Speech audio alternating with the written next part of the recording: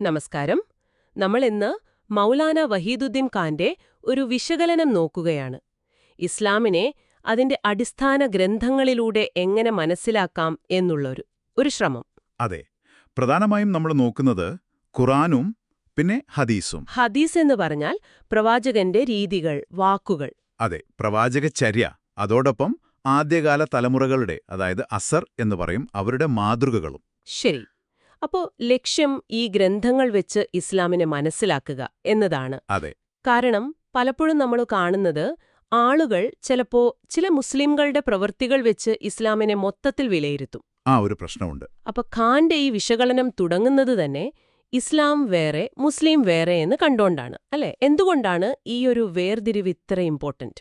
അതെ, ശരിയാണ്. കാരണം ഇസ്ലാം എന്ന് പറയുന്നത് ഒരു ആശയമാണ്, ഒരു പ്രത്യയശാസ്ത്രം, ദൈവികമായി കിട്ടിയതെന്നാണ് വിശ്വാസം. മുസ്ലിങ്ങളോ അത് പിന്തുടരാൻ ശ്രമിക്കുന്ന സാധാരണ മനുഷ്യരാണ്. അപ്പോൾ തെറ്റുകൾ പറ്റാം, സ്വാഭാവികം. അതുകൊണ്ട് ഇസ്ലാം എന്താണെന്ന് അറിയണമെങ്കിൽ അതിന്റെ ഒറിജിനൽ സോഴ്സിലേക്ക് തന്നെ പോകണം, അതായത് ഖുറാൻ, ഹദീസ്. അല്ലാതെ ആളുകളെ നോക്കിയല്ല പഠിക്കേണ്ടത് എന്നാണ് ഖാൻ പറയുന്നത്. ശരി ശരി. അപ്പൊ നമുക്ക് ആ പ്രധാന ഗ്രന്ഥമായ ഖുറാനിലേക്ക് ആദ്യം വരാം. ഖുറാൻ തുടങ്ങുന്നത് തന്നെ ബിസ്മില്ല വെച്ചാണല്ലോ. ഏറ്റവും കാരുണ്യവാനും കരുണാനിധിയുമായ അല്ലാഹുവിന്റെ നാമത്തിൽ. അതെ. അത് തന്നെ മനുഷ്യനും ദൈവവും തമ്മിലുള്ളൊരു ബന്ധം, സൃഷ്ടിയും സൃഷ്ടാവും അതിനെ ഓർമ്മിപ്പിക്കുന്നുണ്ട്. തീർച്ചയായും. പിന്നെ അൽഹംദുലില്ലാ, സർവസ്തുതിയും അല്ലാഹുവിന്. അതിലൊരു മനോഭാവമുണ്ട്, അല്ലേ? നമ്മളല്ല എല്ലാം ചെയ്യുന്നത്, നമ്മൾ സ്വീകരിക്കുന്നവരാണ് എന്നൊരു. അതെ, എല്ലാ കഴിവിന്റെയും ഉറവിടം ദൈവമാണെന്ന ചിന്ത.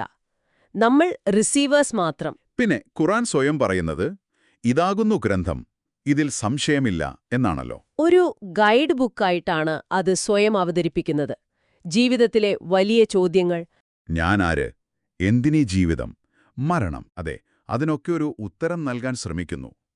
പിന്നെ ആ ഒരു സംബോധന ശ്രദ്ധിച്ചിട്ടില്ലേ? ഓ മനുഷ്യ എന്ന് നേരിട്ട് വിളിക്കുന്നത്. അത് കൊള്ളാം. ഒരു പേഴ്സണൽ ഫീലുണ്ട്. അതെ. പിന്നെ ആദമിന്റെ കഥ, ജീവിതം ഒരു പരീക്ഷണം, ഒരു ടെസ്റ്റാണെന്ന് പറയുന്നു. ശരിയാണ്. ആ പരീക്ഷണത്തിൽ നമുക്ക് ശത്രുവുണ്ട്, സാത്താൻ. അവൻ തിന്മയൊക്കെ നല്ല ഭംഗിയായി കാണിച്ചു തരും. വസ്വാസ് എന്ന് പറയും, അല്ലേ? അതെ, വസ്വാസ്. അതിനെ നേരിടാൻ നമുക്ക് ടൂൾസും തന്നിട്ടുണ്ട്. ചിന്താശേഷി, പിന്നെ ദൈവത്തിന്റെ സഹായം, മലക്കുകൾ എന്നൊക്കെ പറയും. ഈ പരീക്ഷണത്തിൽ സ്വാഭാവികമായും ബുദ്ധിമുട്ടുകളുണ്ടാകും. ഉണ്ടാവും. പക്ഷെ അവിടെയാണ് ഖുറാന്റെ ആ ഒരു പ്രത്യാശയുടെ സന്ദേശം വരുന്നത്. തീർച്ചയായും ഓരോ ഞെരുക്കപ്പിന്റെ കൂടെയും ഒരെളുപ്പമുണ്ട്. ഇത് 2 തവണ പറയുന്നുണ്ട്. അത് വലിയൊരു ആശ്വാസമാണ്. അതെ, ഖുറാൻ ഒരു ഹോപ്പ് നൽകുന്ന ഗ്രന്ഥമാണ്. അതോടൊപ്പം ദൈവത്തിന്റെ നല്ല ഗുണങ്ങൾ, കരുണ, സ്നേഹം, വിട്ടുവീഴ്ച, അതൊക്കെ നമ്മളും ശീലിക്കണമെന്ന് പറയുന്നു. റബ്ബാനിയാവുക എന്ന്. എന്നാൽ ഈ പറഞ്ഞ ഖുറാനിക ആശയങ്ങൾ എങ്ങനെയാണ് അദ്ദേഹം ജീവിച്ചു കാണിച്ചത് എന്ന് നോക്കാം. അതെ, അതാണ് സുന്നത്ത് അല്ലെങ്കിൽ ഹദീസ്. പ്രഭാത പ്രാർത്ഥനയിലുണ്ടല്ലോ, എല്ലാ മനുഷ്യരും സഹോദരങ്ങളാണ്, പിന്നെ എല്ലാ സൃഷ്ടികളും ദൈവത്തിന്റെ കുടുംബമാണ് എന്ന ഹദീസ്. ഇതൊക്കെ ആ ഒരു യൂണിവേഴ്സൽ ബ്രദർഹുഡ് അല്ലേ? തീർച്ചയായും. അവിടെ ഖാൻ എടുത്തു പറയുന്ന ഒരു ഹദീസുണ്ട്. ഒരു യഥാർത്ഥ മുസ്ലിം ആരാണ്? തന്റെ കൈക്കൊണ്ടും നാവുകൊണ്ടും മറ്റുള്ളവർ സുരക്ഷിതരായിരിക്കുന്നവൻ. സിമ്പിളാണ്, പക്ഷെ വളരെ ഡീപ്പാണ്. അതായത് മറ്റൊരാൾക്ക് ഒരു ബുദ്ധിമുട്ടും ഉണ്ടാക്കരുത്, ശാരീരികമായിട്ടോ വാക്കുകൊണ്ടോ. അതെ. ഇതിനോട് ചേർത്ത് ഖാൻ ഒരു പ്രിൻസിപ്പിൾ പറയും. ഒന്നുകിൽ നമ്മളൊരു ഗിവർ ആയിരിക്കണം, മറ്റുള്ളവർക്ക് കൊടുക്കുന്നയാൾ. അല്ലെങ്കിൽ മിനിമം ഒരു നോ പ്രോബ്ലം പേഴ്സൺ എങ്കിലും ആയിരിക്കണം, ആർക്കും ഒരു ശല്യമാവാതെ ജീവിക്കുക. അത് നല്ലൊരു പോയിന്റാണ്. പിന്നെ ആ കോപിക്കരുത് എന്ന ഉപദേശം, ലാ തഖ്ദബ്, അത് പലതവണ പ്രവാചകൻ പറഞ്ഞിട്ടുണ്ട് എന്ന് കേട്ടിട്ടുണ്ട്. അതെ, അതിന്റെ അർത്ഥം വെറും ദേഷ്യം വരരുത് എന്നല്ല ഖാൻ വിശദീകരിക്കുന്നത്. കാരണം ദേഷ്യമൊക്കെ മനുഷ്യസഹജമായി വരും. പിന്നെയോ, പ്രകോപനമുണ്ടാകുമ്പോൾ നമ്മൾ ഇമോഷണലായി പ്രതികാരബുദ്ധിയോടെ റിയാക്ട് ചെയ്യരുത്, അതിനെ മാനേജ് ചെയ്യണം. ശാന്തമായിട്ട്, ക്രിയാത്മകമായിട്ട് ചിന്തിക്കണം. അതെ, ആ ഒരു ശാന്തതയിൽ നിന്നാണ് ശരിയായ പരിഹാരമുണ്ടാവുക. അതാണ് വിജയത്തിന് അടിസ്ഥാനം. നെഗറ്റിവിറ്റിയെ പോസിറ്റീവായി നേരിടുക. ഇതിന്റെ ഒരു ഉദാഹരണമല്ലേ മക്കയിൽ നിന്ന് മദീനയിലേക്ക് പോയ സംഭവം? അവിടെ ചെന്നിട്ട് പഴയ പീഡനങ്ങളെക്കുറിച്ച് പറഞ്ഞില്ല. ഇല്ല, പകരം നരകത്തിൽ നിന്ന് സ്വയം രക്ഷിക്കുക എന്ന പോസിറ്റീവ് സന്ദേശമാണ് കൊടുത്തത്. ആ ഒരു മൈൻഡ് സെറ്റ്. അതുപോലെ ആ ജൂതന്റെ മൃതദേഹം കൊണ്ടുപോകുമ്പോൾ എഴുന്നേറ്റ് നിന്ന സംഭവം, അദ്ദേഹം ഒരു മനുഷ്യനായിരുന്നില്ലേ എന്നാ ചോദ്യം. എല്ലാ മനുഷ്യരോടുമുള്ള ബഹുമാനം. ശത്രുക്കളോട് പോലും നന്മ ചെയ്യണമെന്ന് ഖുറാൻ പറയുന്നുണ്ടല്ലോ. ഉണ്ട്.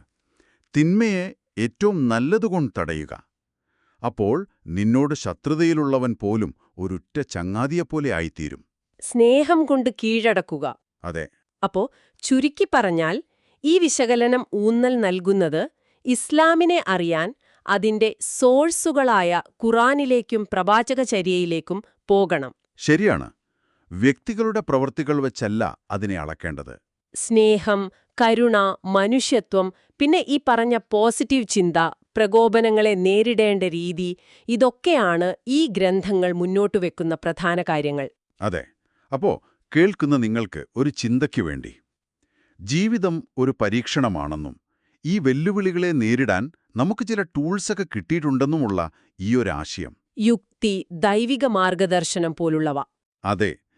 ഈയൊരു ചിന്ത നമ്മുടെ ഡെയിലി ലൈഫിലെ പ്രശ്നങ്ങളെ കാണുന്ന രീതിയെ, അല്ലെങ്കിൽ മറ്റുള്ളവരുമായി ഇടപെടുന്ന രീതിയെ എങ്ങനെ മാറ്റാൻ സഹായിക്കും? ഒന്ന് ആലോചിച്ചു നോക്കാവുന്നതാണ്.